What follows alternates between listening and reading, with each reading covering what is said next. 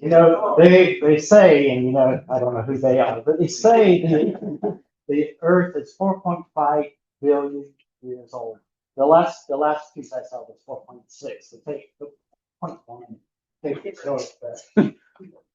But when you think of 4.6 billion years, if you stretch out your arms and you say, this is 4.6 billion years of the Earth, out there, right on the tip of that fingernail, you take a medium grain file, one sweep, and the history of humanity is gone.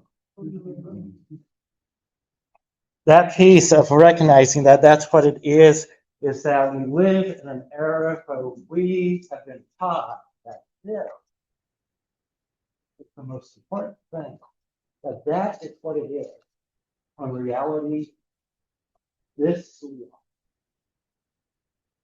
That's when we talk about two-eyed seeing. When we start going down that road, it was put together in a very specific way. It was a way of bringing people together, bringing Indigenous young people together in college, in universities, to be able to come and deal with science. To see science with one eye, and see indigeneity with another eye, and be able to put those together. But that's what we're talking about today, except instead of science, is this piece out here. That file, even further out, before you even use that file, is what Christianity was. The existence of Christianity is way out here. We have been taught that this is the most important piece of humanity. And it's this. That is where we start learning that we live in a day and a time when doctrine of discovery has been used in such a way to build up all of these different ways of being to separate us from the wholeness of who we are. We do it, and the easiest way is to label. We are attorneys, we are social workers, we are teachers, we are Black, we are white, we are queer, we are everything other than this. That when we understand how all of those labels keep identifying, keep separating us, when all we are is the fullness of Indigenous. This is who we are. We were born this. We will always do this. When we do this, then we start to understand, oh, yesterday, today, tomorrow exists now and forever. That eternity has been in the Lord's feet. I grew up in the place of adobe. Adobe is one of those clays that you learn very quickly, that you go out and it rains a little bit, you step on that, you get mud on your shoe. But then you take another step, you got that much mud on your shoe. And it just keeps adding up. It just knows how to stick and it doesn't let go. Crow Eddy is the adobe of the Center of Indigenous Ministries. When he speaks, the fullness of creation, the idea of the mystical relationship between us and this becomes alive. And so when we welcome Crow in this morning, is to recognize that his words mean a lot for not only the center, but I think for the fullness of creation. But within those, we start learning that there's a relationship more than this out here, this fingernail, that we are tied to our siblings, who are the gneiss, the sandstone, the salmon, the lobster, the deer, the wind. We are more than humanity. We are the fullness of creation. And that's what Crow keeps reminding us again and again. So it's my honor this morning to introduce Crow Eddy and to have you listen to his words and his wisdom.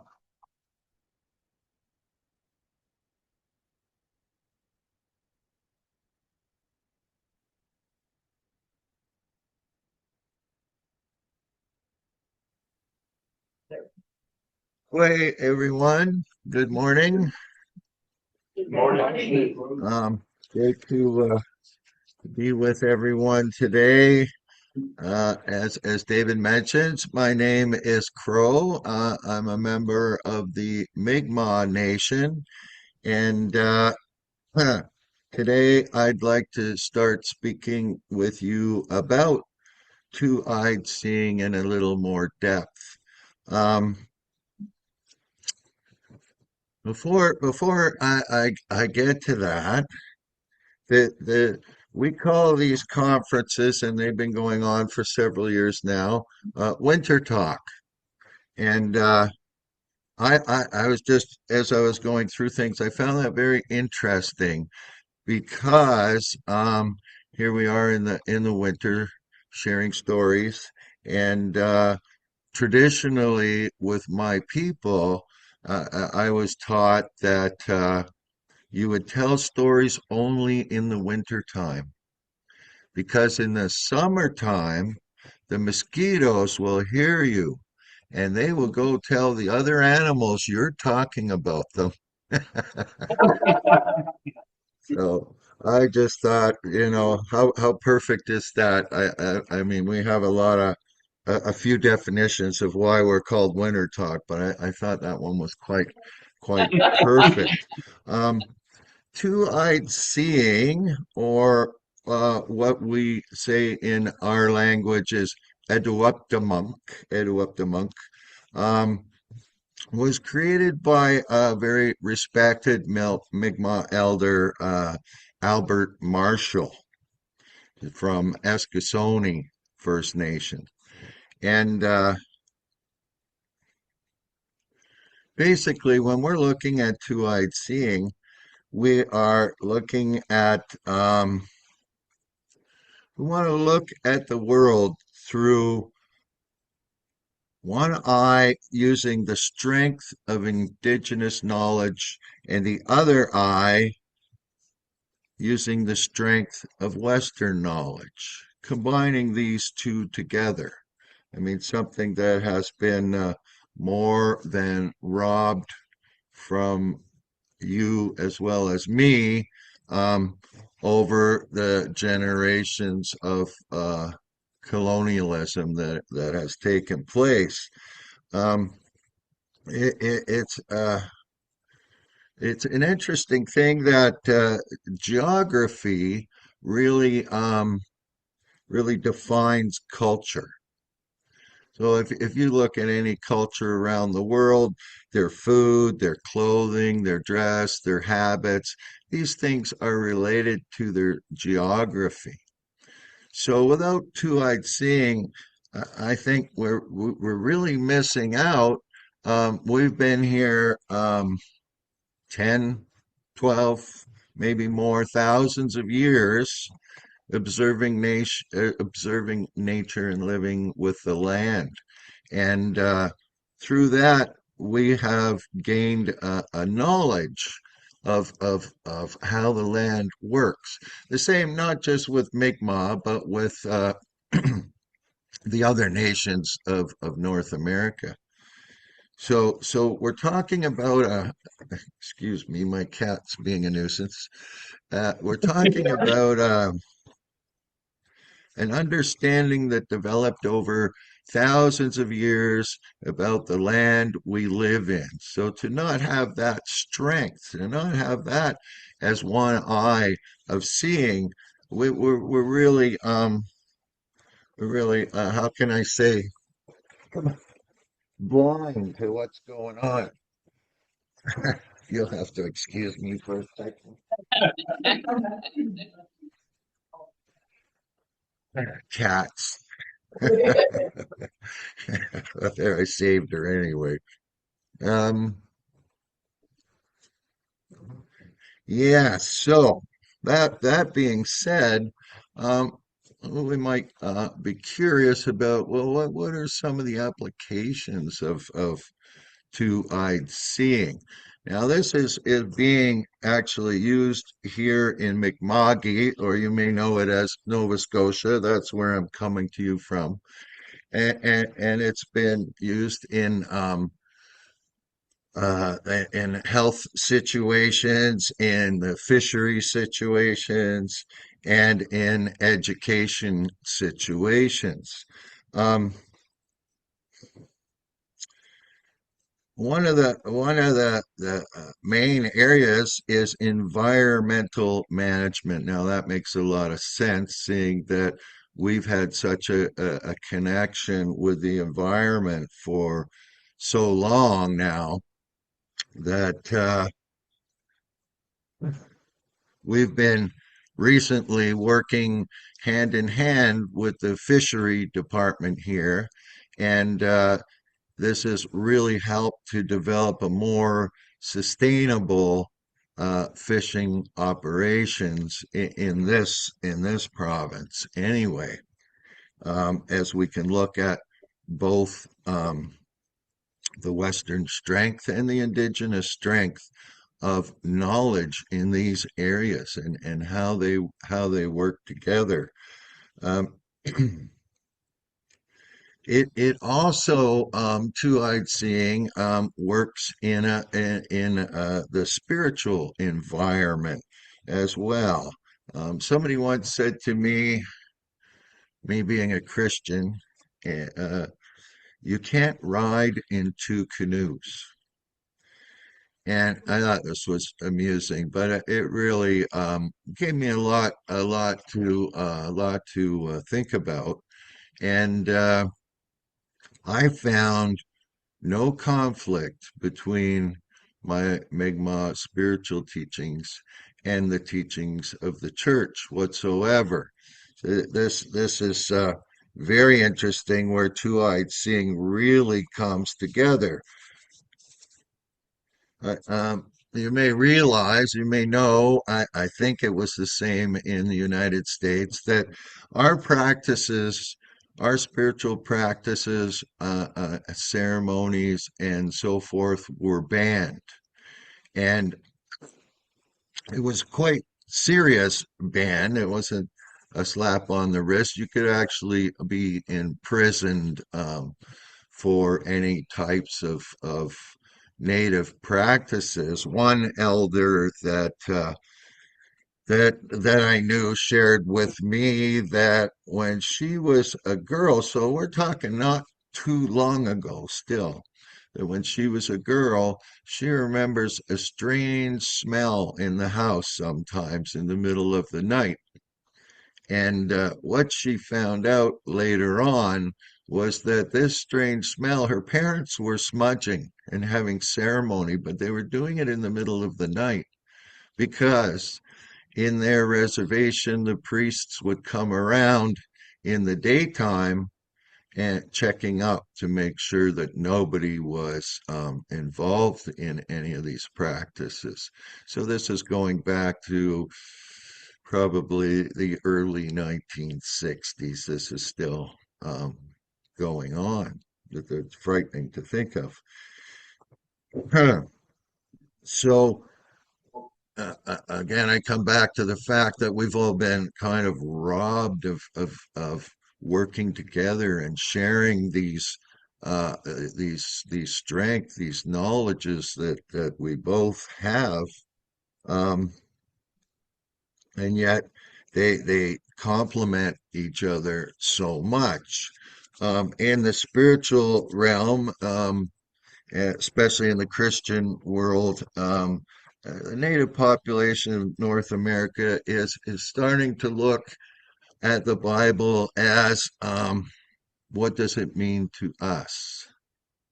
Because when we do look at the Bibles we have access to, they're all either the King James Version or coming from the King James Version, and that's a lens.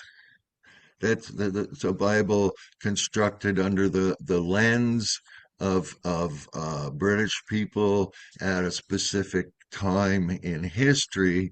And so, what does that mean to us? How can two-eyed seeing, how can we make um, the teachings in the Bible North American? this place we live in. We're North Americans here.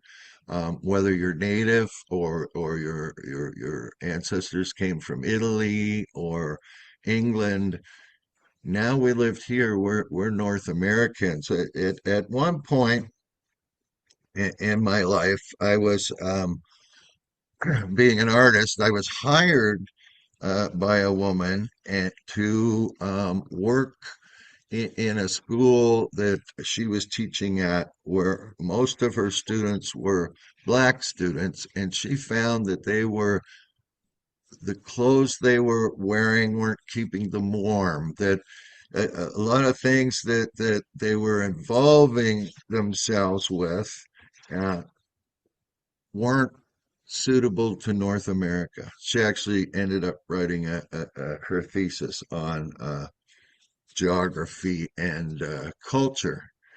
And so she wanted me using art, as I was teaching art, to kind of share with them all so that they could include in their lives kind of North American understandings, North American culture. How do we live here? How do we survive here?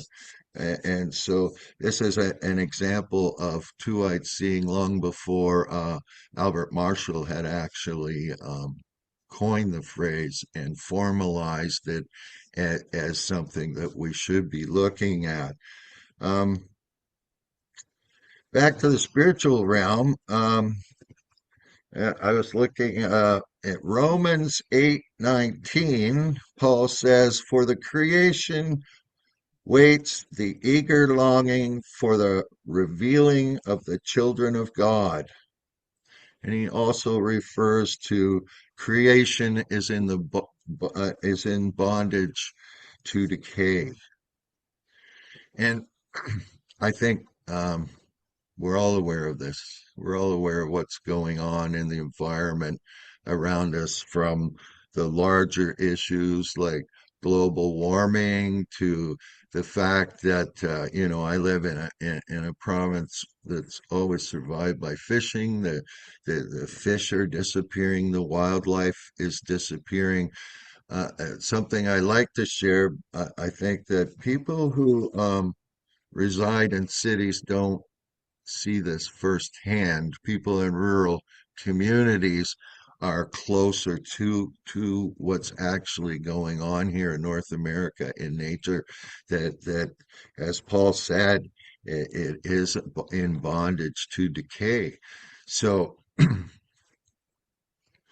again, two-eyed seeing it is a way that we can um, bring our understanding to the uh, of native traditions to help us with being knowing what's going on with the environment, finding places we might be able to plug in out of concern for the world we live in. In our culture, we have a phrase, and that's unsit nogama, and that means all my relations. Now, that doesn't just mean my aunties and uncles. That refers to the trees and the birds and the rocks and the water and the rivers, because we see all these things as animate, as our brothers and sisters, as part of life. And I'm sure no one would want to see their brother or sister polluted or destroyed or misused or exploited. And this is a concept that is inherent with us. It's part of the way we look at the world. So that there, I'm bringing in a strength to be shared for that one eye that's coming from the traditional strengths of looking at things. Um, Let me just take a breath here.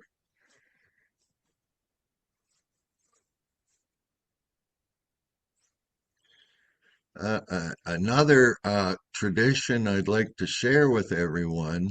Um, comes from is more explored by one of our respected elders and educators, Terry LeBlanc, and he talks about looking back to look forward. And this is another amazing strength in our traditional knowledge, and he relates a wonderful story I'll share with you, where when he was a boy, he was with his grandfather, and they were going into the bush to go hunting. And the further they went into the bush, the more nervous he became. And he said, Grandfather, how are we going to get back? Do you know where we're going? The grandfather said, Yeah, don't worry. There's no worries. And after a little while longer, he said, Grandfather, are you sure you know where we're going? Are we going to be able to find our way back? He said, Yeah, no worries, no worries. And then again, being a persistent little fellow, he said, Grandfather, and his grandfather said, Listen, if you look behind you every once in a while as we're traveling, you'll see what it looks like, and that way you'll know your way back. So a real story from Terry's life, and yet an amazing metaphor to how looking back, looking where we've been, can lead us forward. Um, Later during Winter Talk, you'll hear from Dr. Reverend Lisa Barnett, who's a historian, and isn't that what history's there for? To teach us of the past. And as in North America, we've gone to schools, we've learned about the past in terms of Western knowledge. But there's also another parallel past going on from Indigenous knowledge, and that's what I think comes through when we talk about the strength of two-eyed seeing, the strength of traditional knowledge.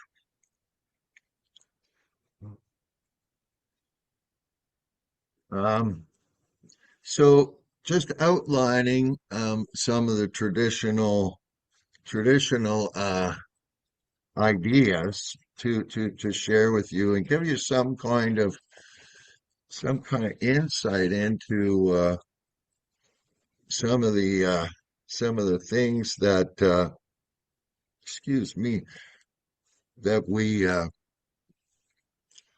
have experienced, and how sharing of that knowledge could facilitate not only a greater brotherhood, sisterhood between us, but also um, help us to find an easier path in these very hard times we're living in right now. It's not just our natural environment that's in jeopardy. I think we're more than aware of that, and so other forms of traditional knowledge. One I wanted to share that I find very interesting because it almost parallels the Christian Ten Commandments. And it's what we have that we call the seven grandfather teachings. In the seven grandfather teachings, you have wisdom, love, respect, bravery, honesty, humility, and truth. And these were taught to us since we were children, and for generations and generations as a way to live your life in a good way. In early native or pre-settler native communities, um, they were, by definition, true communities. So people had to cooperate with each other. There was no other way around this. There was no hierarchy. For Mi'kmaq culture anyway, there was no such thing as personal possessions. You might have a bowl and a spoon in your wigwam, but you never thought of it as, well, this is my bowl, my spoon, in that sense. Um, Eventually, the government found a way to make our system of leadership match theirs in terms of having elections. But initially, the person who was the chief was oddly enough ended up being the poorest, most marginalized person in the community. Why is that? Well, that's because he was the most human person. He would be responsible for the people. So if a woman lost her husband, for an example, he would adopt the children. Or if someone was in need of things, he would give of what he had. So it was considered to be more human to not have possessions, to not hold on to things. I might add too that the chief in our culture, it was an anarchistic culture, so he wasn't in a political situation where he was telling people what to do and how to manage their lives.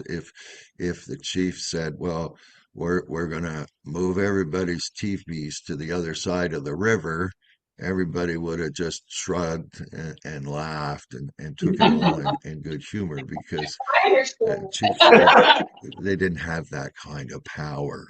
That wasn't part and parcel. They were there for more for guidance.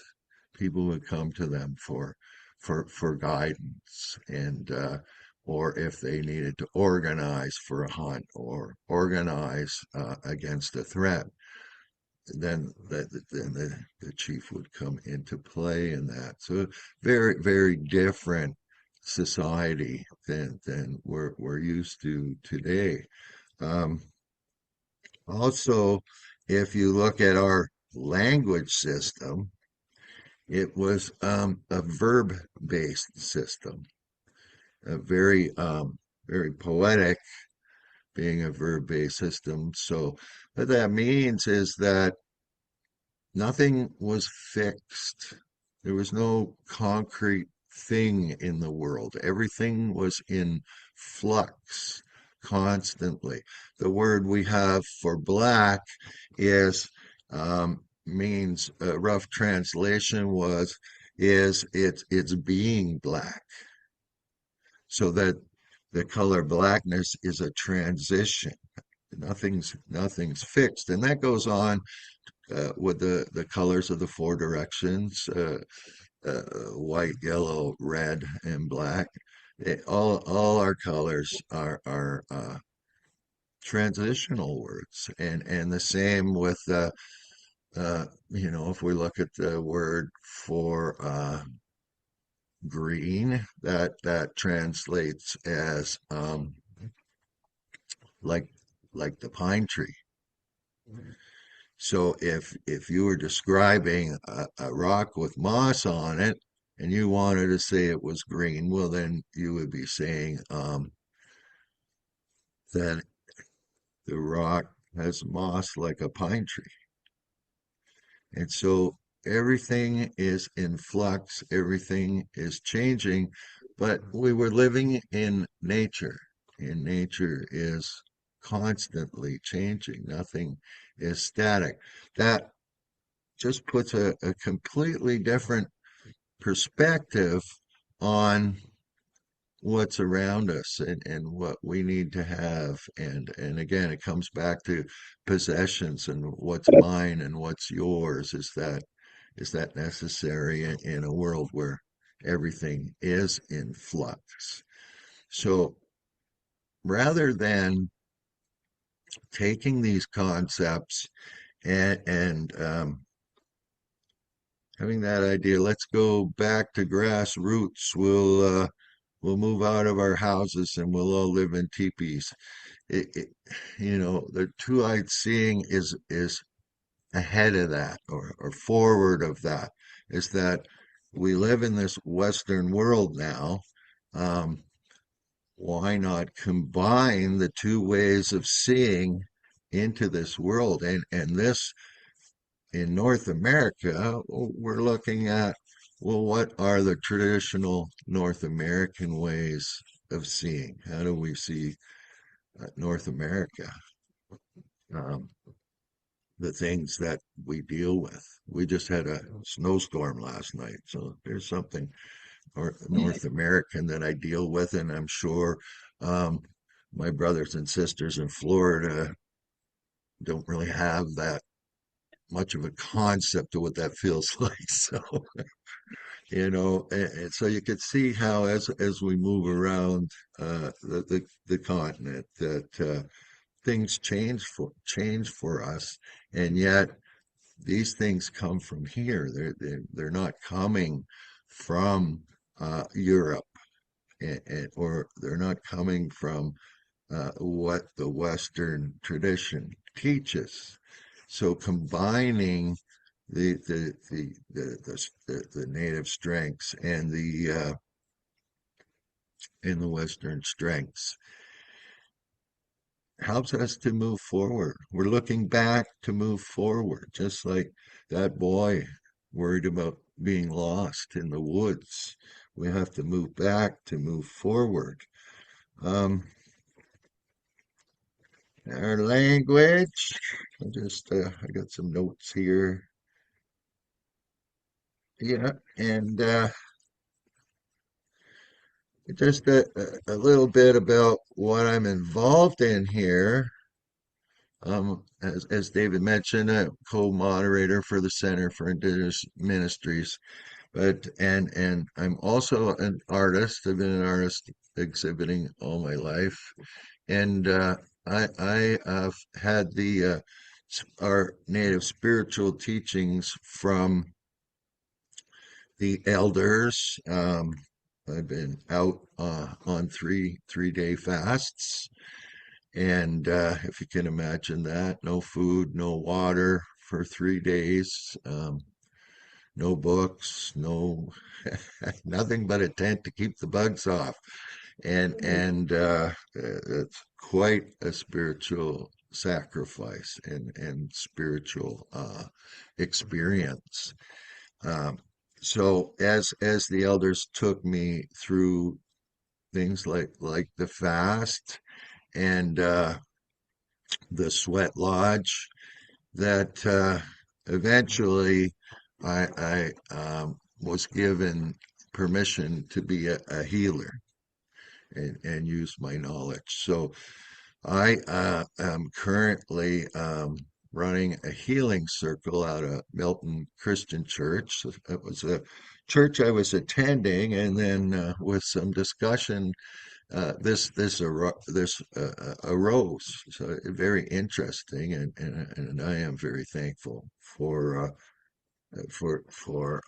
the opportunity. I've been doing it for a few years now, and basically with a healing circle, what I do with the participants, and I'd say right now most of the people that are coming to the healing circle are non-native, and they are looking for some way to deal with the problems in their lives, to put it mildly.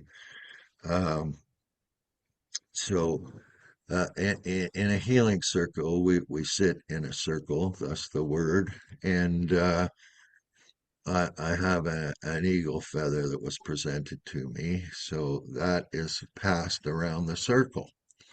And as it's passed around the circle, each person that receives the feather has a chance to speak. But more importantly, everyone else is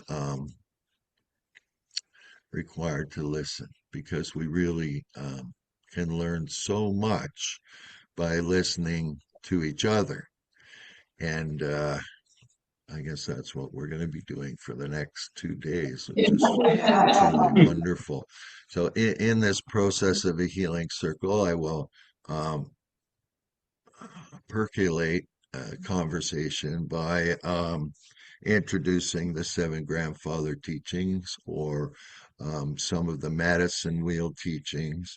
So these people are using this traditional knowledge, these teachings, to now look at themselves in a different perspective, in a new perspective. One, they only have the Western perspective, and my non-native participants now they have another perspective to help them see in a new way and deal with the problems they're dealing with, as well as they're listening. So they're hearing how other people are speaking about these teachings and how they relate to their problems.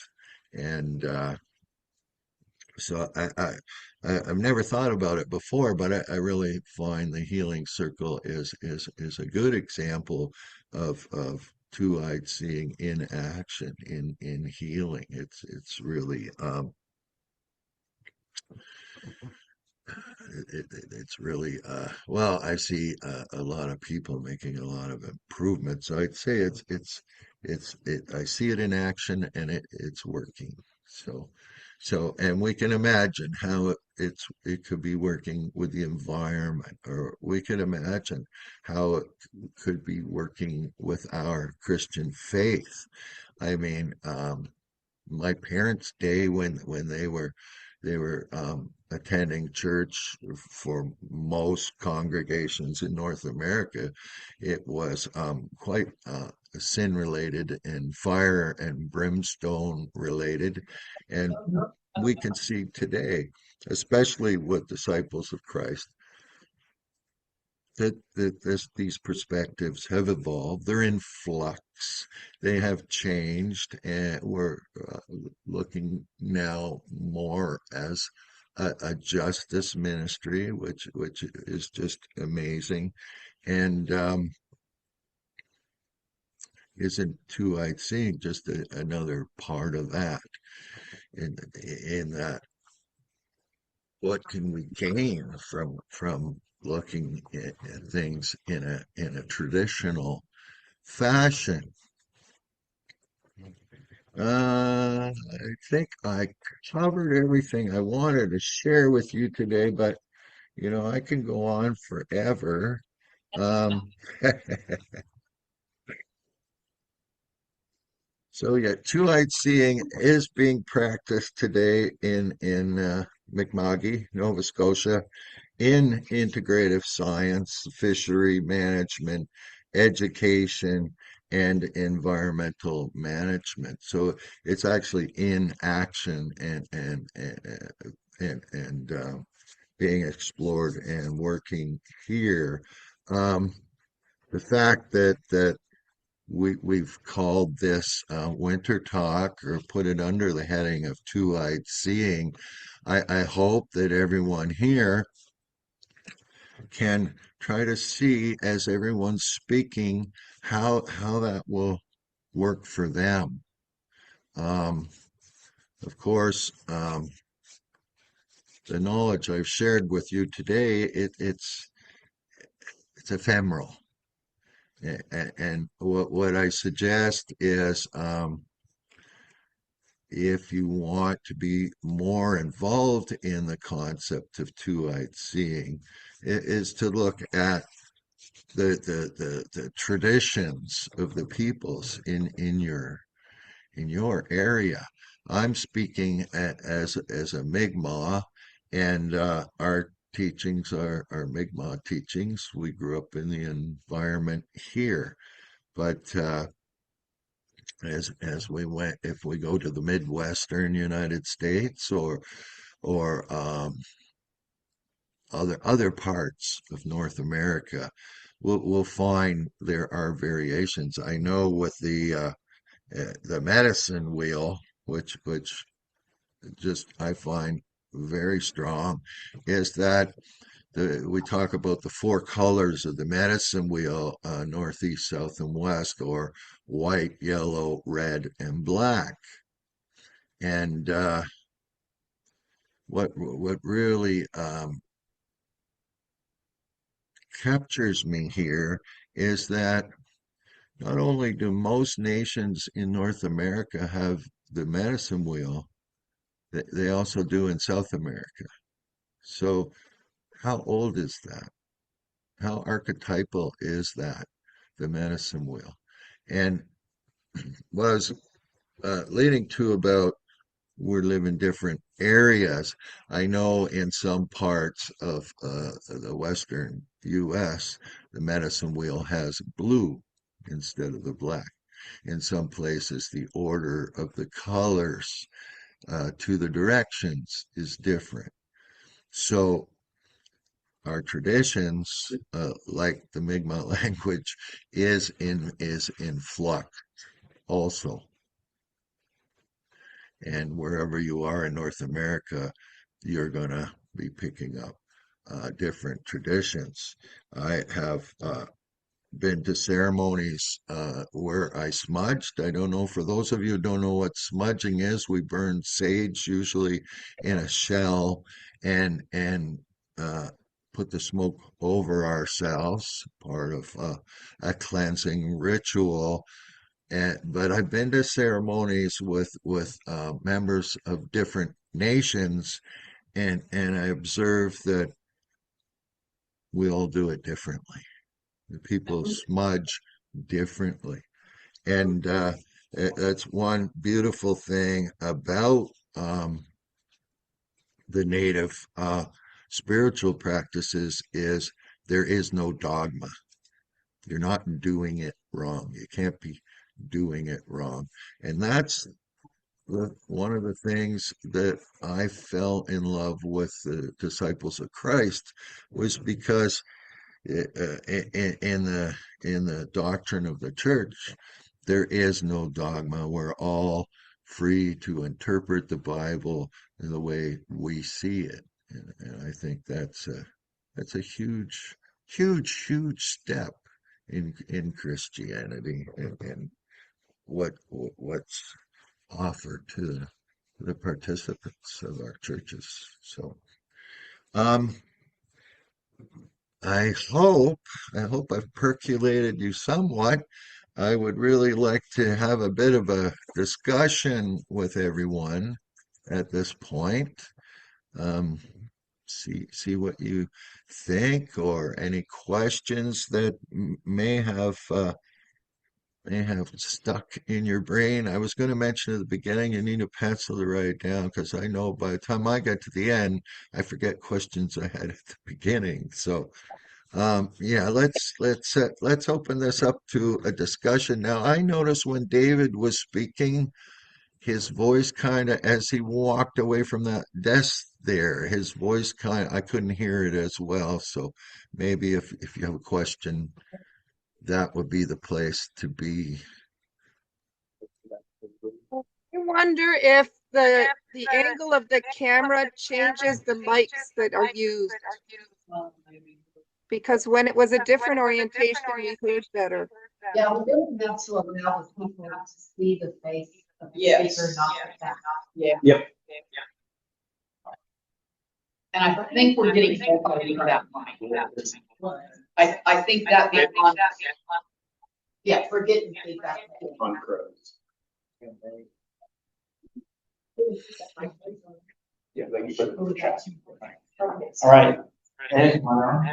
Okay, so yes, so let's see some questions and answers.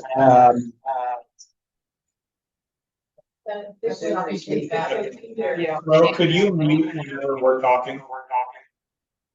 Yes. In your computer. Thanks. Go ahead. All right, yes, so if the folks online, if you'll, put your questions in the chat, Clayton will answer those, or he'll speak them out. He can answer them too. But maybe that's not the point. And in the meantime, and for here, are there questions? Questions come up for you for Crow? And as you think of having a question. Hey, Crow, I am interested. Part of what came up last night, and for me at least, is when we talk about sage, is recognizing that all sage is born in a place, in a certain soil and certain water, and there's no such thing as two sages alike. I think the humanity, right, gets in that piece of going, oh, well, there's no two fingerprints, but that's not us. Or nobody's got the same eyes, but that's all that is. But the whole thing is, there's no such thing as two sage plants that are alike.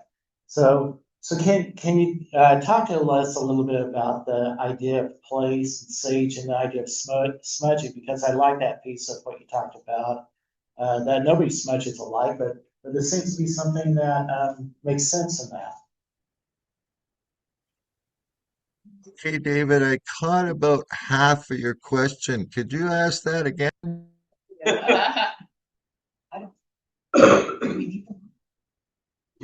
No, I you can think just if you go just there. stand up there. Or right here? Stand up Yep, there. stand up That Crow is the idea that when you talk about smudging and smudging being different in every place, is that piece of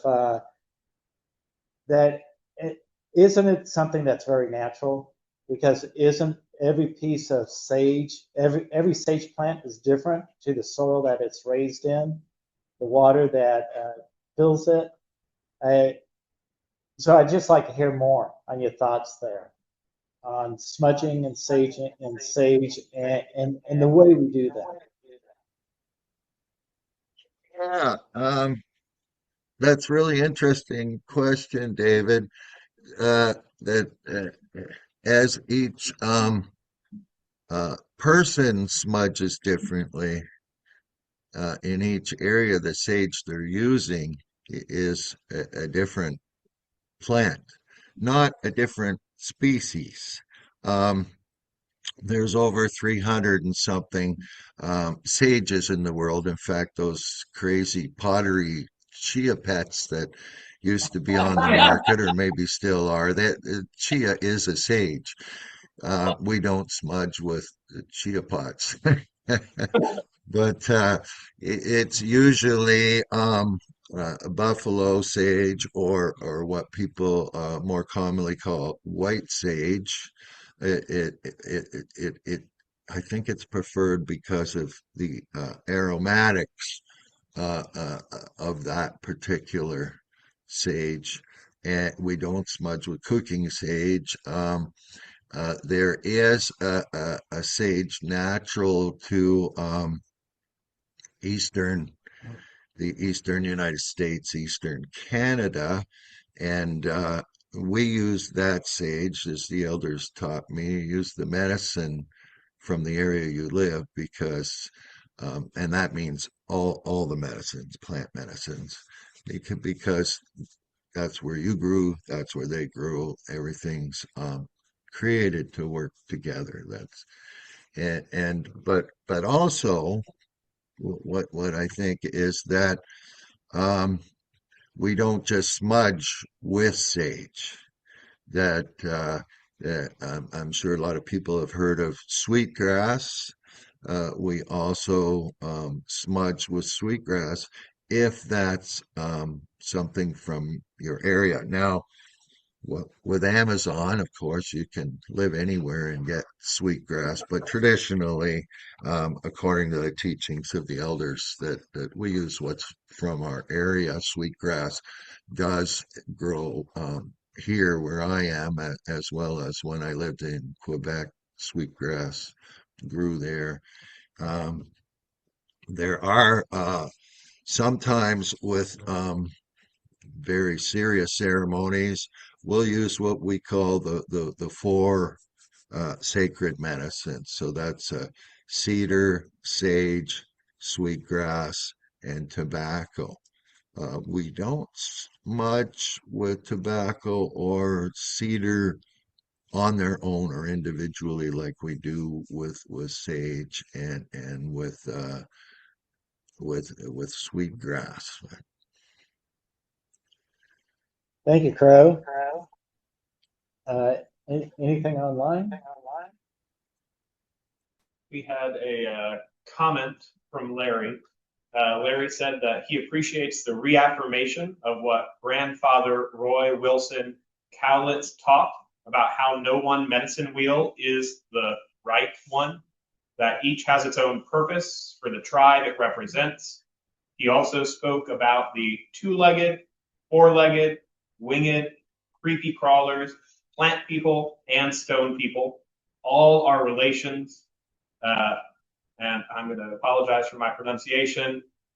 Mitake Oasen.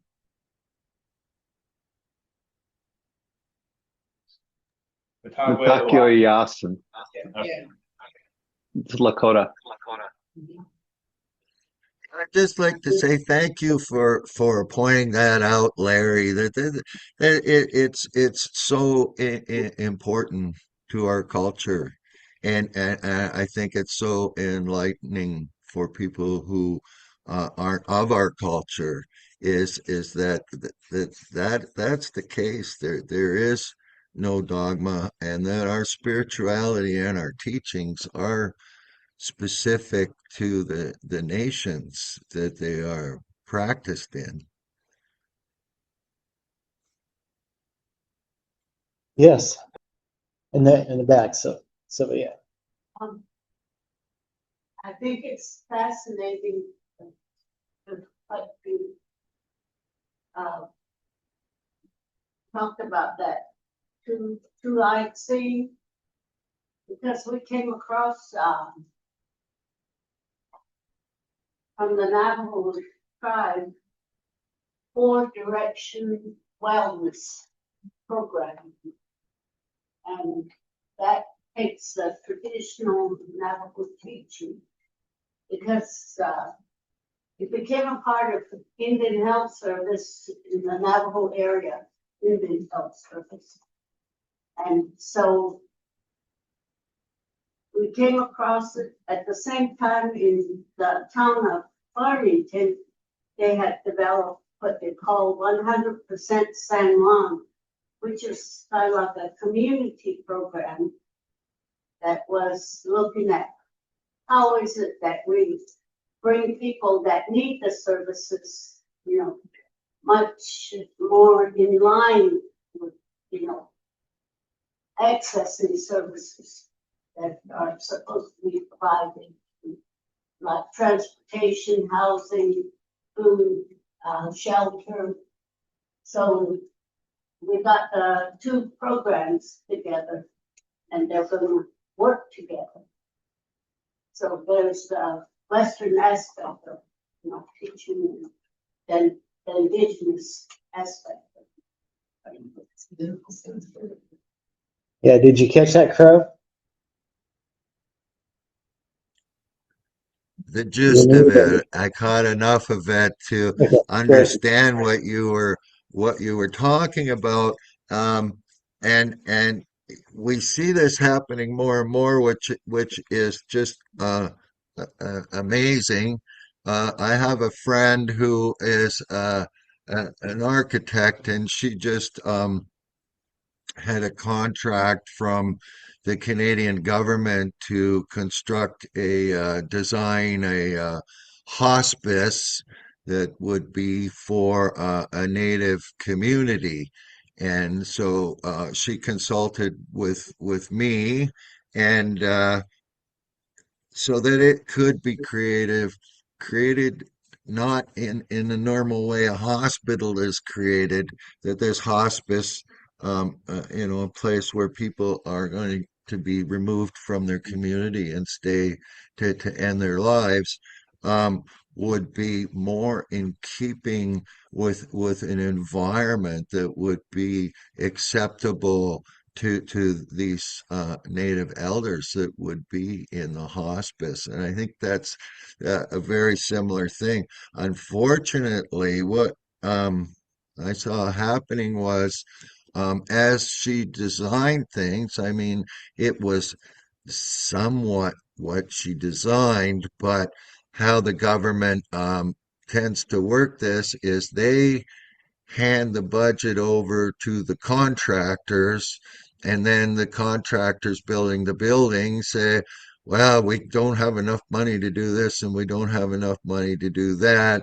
And rather than work firsthand with the government, this secondhand working has a lot more to do with profit for the construction industry than it does, in this case, than it did facilitating the needs of these people. A lot of things were cut out of the plans, and yet it was still a big step ahead of what hospitals are. I think we have time for one more. Terry? Yeah, hi, Crow. This is Terry Hort Owens. Thank you for your time. Good to see you.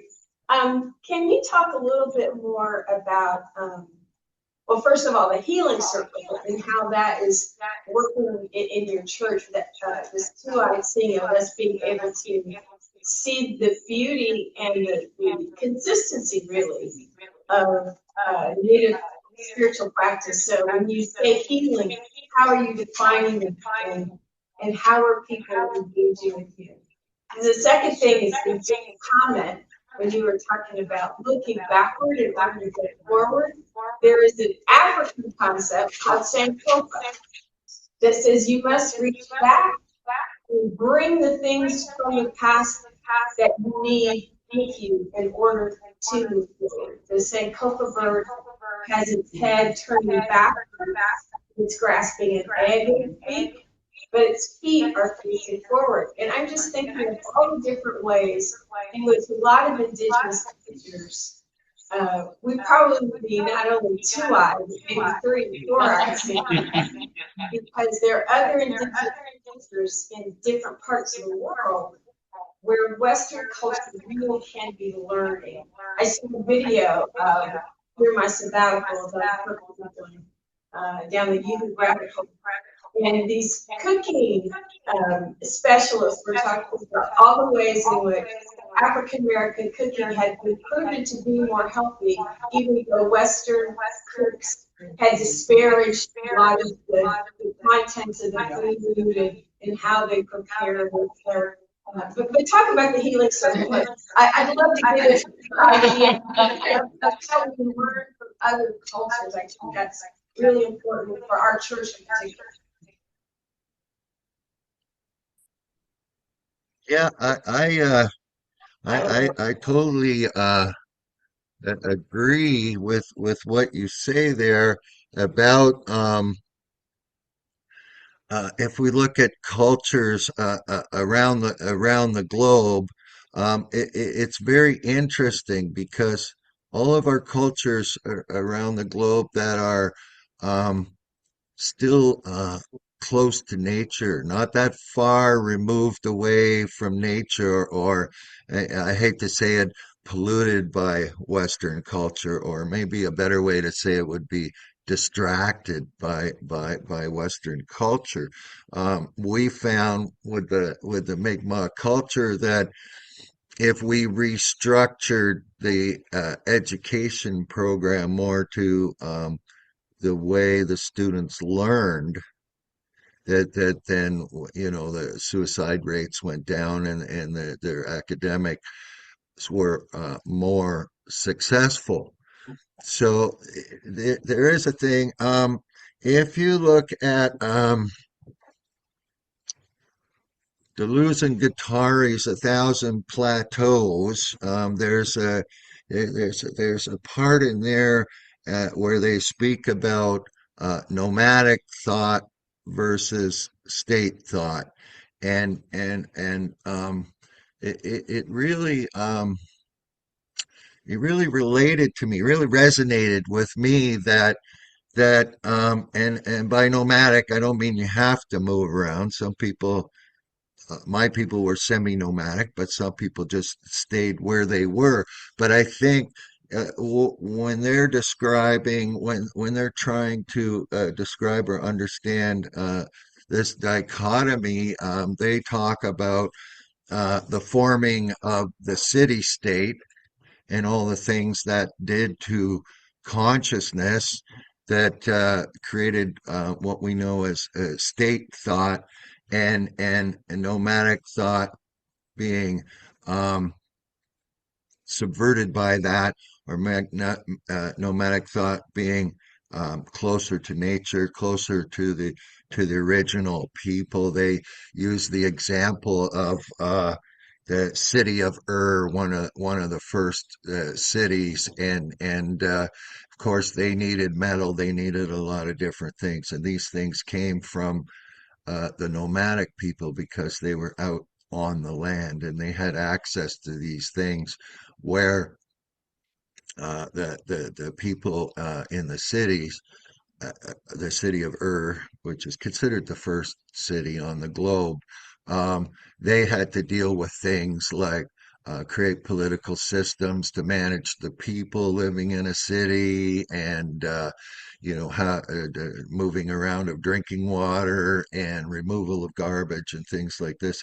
It's a totally different thought process than people that have lived in more tribal situations and close to the land, a different way of seeing. So, yeah, like you were saying about what's the bird that with the feet facing forward, you know, it's time we started to look back at these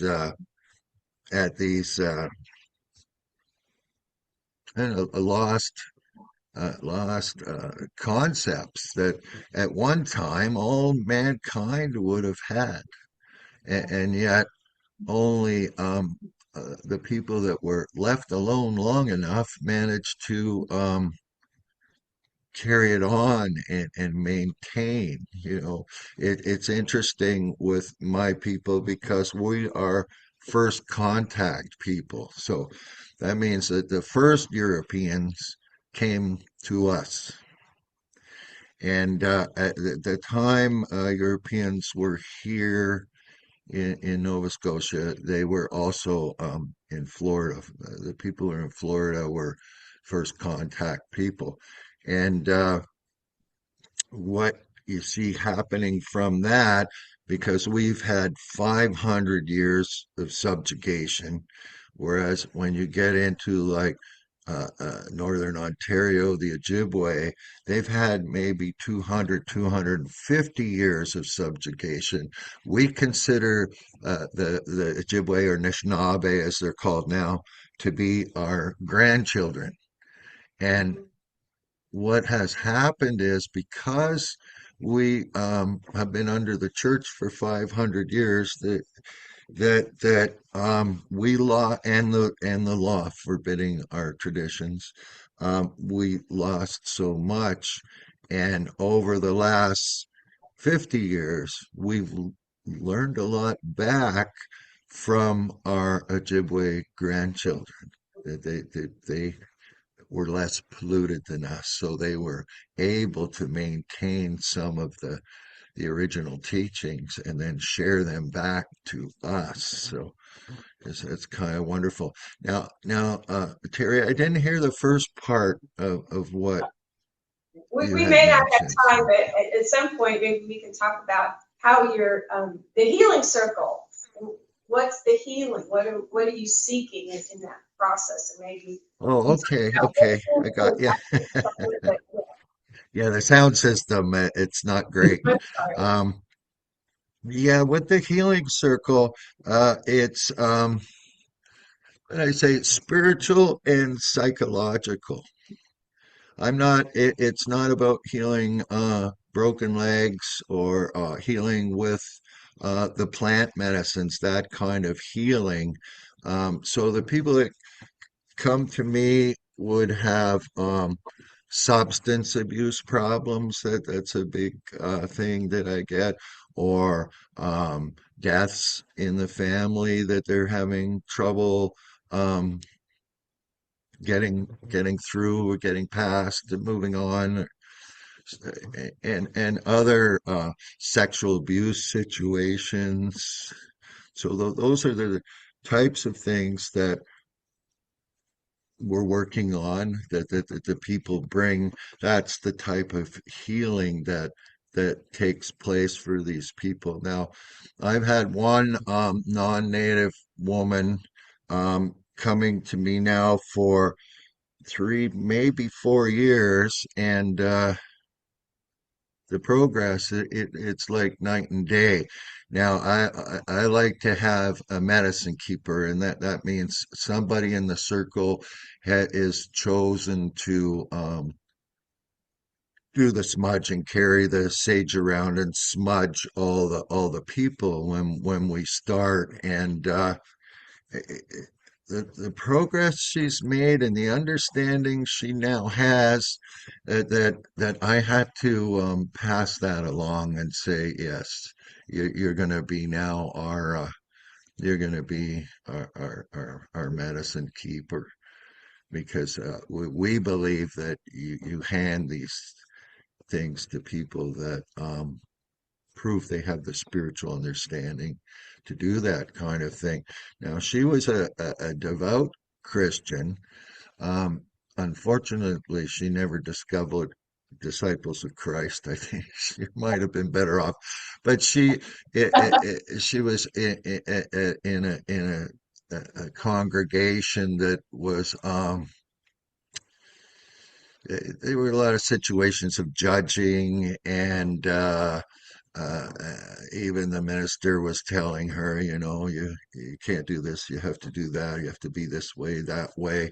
It was really unfortunate. I've tried, she lives in a different community, but I've tried to get her to start coming to our church, but she just couldn't find any solace or help where she was. So the healing circle has really provided that for her, and like a lot of the participants that have come. Thanks. Yes, thank you, Crow. Thank you for being with us and giving these insights and coming from the land of McMoggy, and being a people who makes a difference in all of our lives. So thank you.